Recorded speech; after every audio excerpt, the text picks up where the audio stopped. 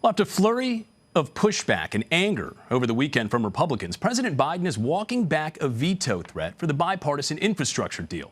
When announcing his support of the deal last week, the president said he would only sign the bipartisan bill if a larger reconciliation plan was passed as well. Now, this threw the bipartisan bill into danger of not being passed at all. Skyler Henry is at the White House with the latest. The White House says President Biden is working to ensure the bipartisan infrastructure bill makes it through Congress. We have been in touch with a range of Democrats and Republicans, including leaders of both of the Democratic Party in both houses, I should say, about the path forward. That work will include a trip to Wisconsin tomorrow to sell the bill to the public. And Transportation Secretary Pete Buttigieg toured the Hudson River train tunnels in New York. Folks have been talking a lot about infrastructure for a long time. But this time, for the first time in a long time, we have total alignment between the President of the United States, the Biden-Harris administration, leadership in the House, the Senate, and, importantly, the American people. The White House is doing some damage control after the president threatened to veto the transportation bill if Congress didn't also pass the massive budget bill, which includes Democratic priorities. That was not the message he intended to send. Republicans say combining the budget bill puts the bipartisan infrastructure deal at risk. The only way we can get there is to de-link the two issues. They are really separate issues. But Democrats say they won't be able to get the votes for either bill unless they bring up both bills at the same time. Let me make that clear. The bipartisan infrastructure bill and the budget resolution are tied together. Democratic leaders say they want to vote on both bills in July. Skyler Henry, CBS News, the White House. Well, for more, I'm joined by Jeff Mason. Jeff is a White House correspondent for Reuters. Thanks for joining us, Jeff. My pleasure. How close was this bipartisan deal to falling apart completely? And what is the president doing to reassure some of these rattled Republicans that his comments were not, in fact, a veto threat? Well, he definitely shook things up with that and shook things up just hours really after that they had come to that agreement. So, I'm not going to say it was close to falling apart, but it was definitely in jeopardy. And as Skyler just said in his report, that the White House fixed that over the weekend. The president released a long statement saying that that wasn't his intention, the veto threat, I mean. And, of course, Jen Psaki in the clip that you just played reinforced that today. So I think things are back on track to some extent, but there are still question marks over how closely those two bills will be linked. Progressives, of course, want them to be linked, and Republicans do not.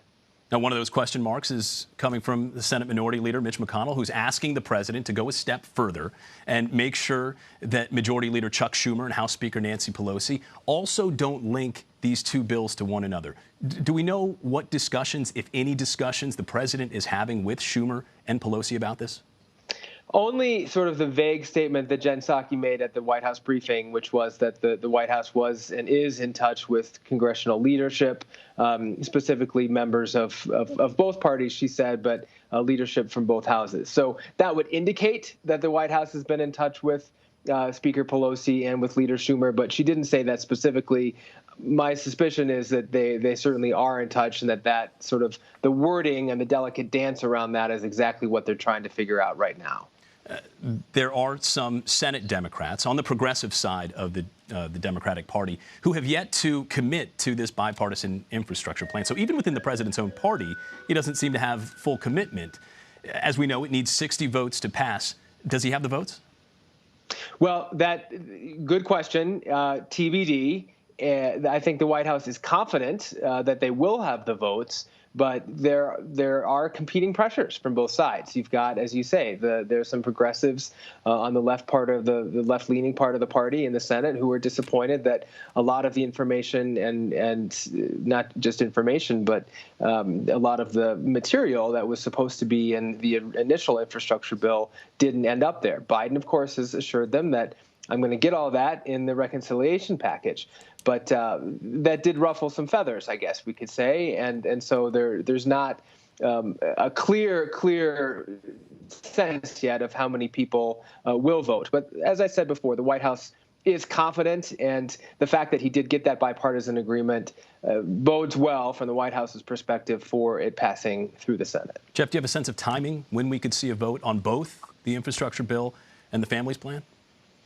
No, I don't. And I say it like that because I think the White House wanted to have some movement on that in July. And here we are just a few days away from July. But the truth is they still have a lot of work to do. And both bills are still being worked out. So I wouldn't say right around the corner, but they are working hard on it and would like to have it done soon. Well, Jeff, one more question before we let you go. We have found out that the U.S. launched airstrikes against facilities used by Iranian-backed militias in Iraq and Syria on Sunday.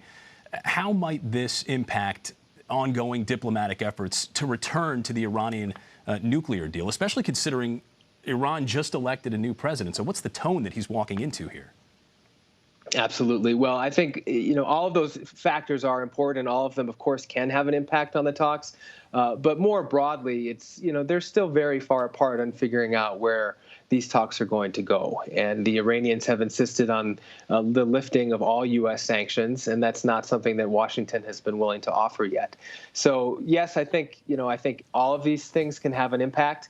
But the truth is they're still pretty far apart and have been pretty far apart, even though they are meeting. And the White House is committed to it. The Biden administration is committed to it. But it's just too early to say where that's going to go. They are meeting, as you mentioned. You got to start somewhere. Jeff Mason, thank you very much. Thank you.